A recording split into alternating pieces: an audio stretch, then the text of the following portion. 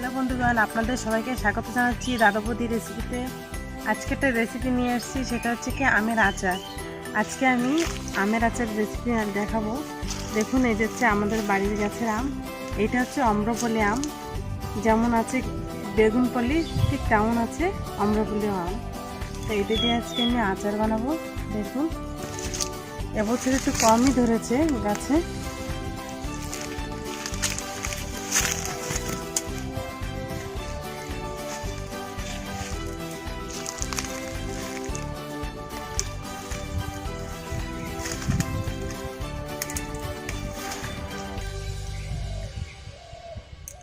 এটি আমার হয়ে যাবে আমের আচার তৈরি।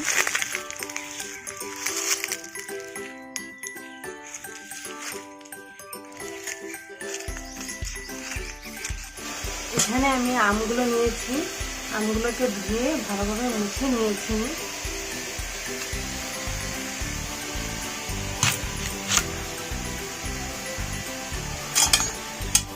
একটা চামচের দ্বারায় বিচিটা বের করে নিচ্ছি, আর বিচির তলে যে কাবারটা থাকে ওটাও উঠিয়ে দিলে ভালো হয়।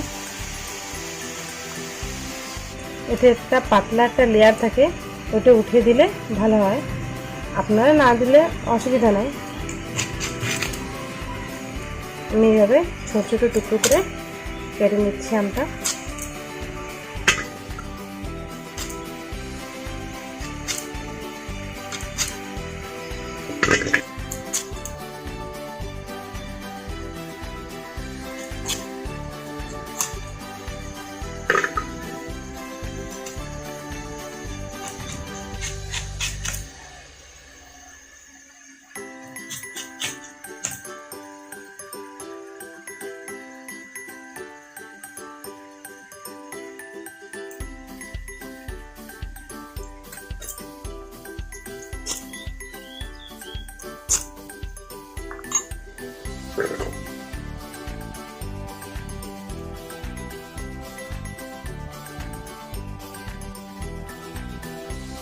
টার্মেরিক পাউডার, হলুদ,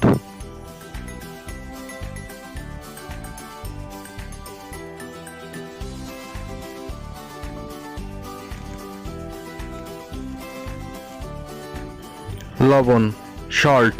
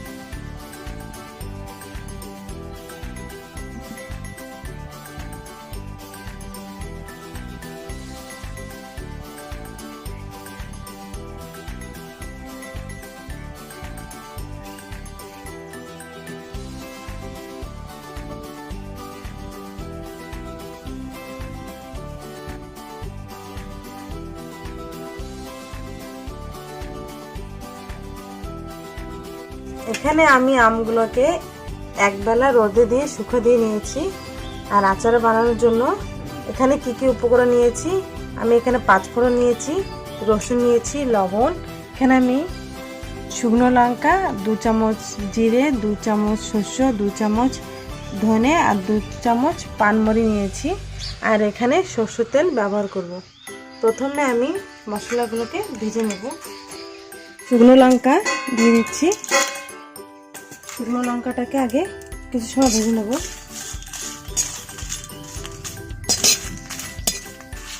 কিছু সময় ভাজার পর আমি সব মশলা দিয়ে দিচ্ছি এর ভিতরে। সব মিশিয়ে এটাকে আমি ভেজে নেব। মশলাটা আমার ভাজা হয়ে গেছে, দেখুন হচ্ছে। আমি এখন এটাকে নামিয়ে নেব।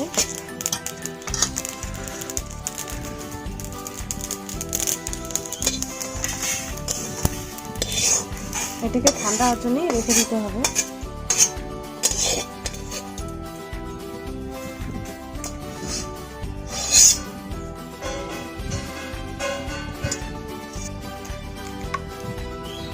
আমি এখানে দিয়ে দিচ্ছি সরষের তেল নিয়েছি।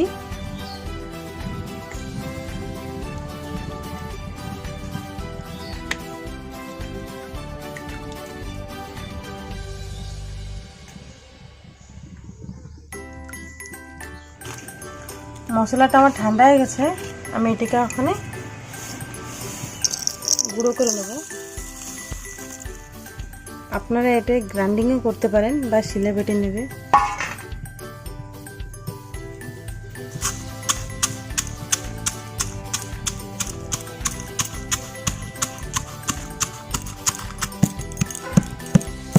আমি মশলাটা বেশি গুঁড়ো করব না, অল্প অল্প দানা দানা থাকবে, ঠিক তেমনই করব।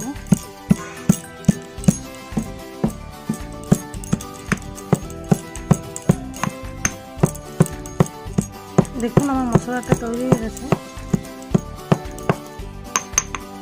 এটাকে আমি ঢেলে দিচ্ছি।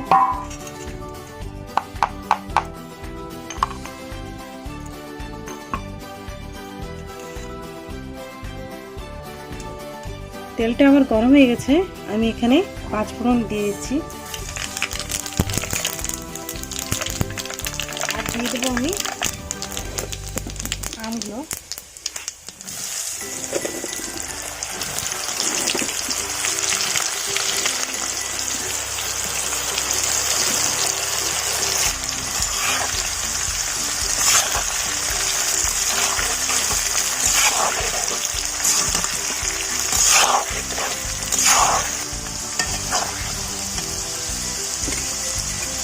আমি দিয়ে দিচ্ছি এর ভিতরে লবণ, আগে দিয়েছিলাম তার জন্য অল্প পরিমাণে দিচ্ছি। আর দিয়ে দেবো আমি রসুন।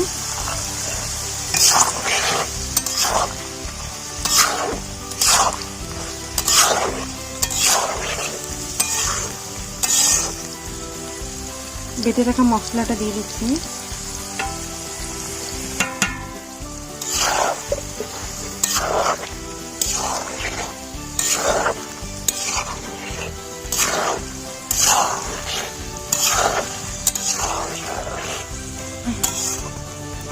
আমি এখন এটাকে নামিয়ে রাখছি ঠান্ডা হওয়ার জন্য। ঠান্ডা হলে এটাকে কাঁচের বয়ামে রেখে দিতে হবে।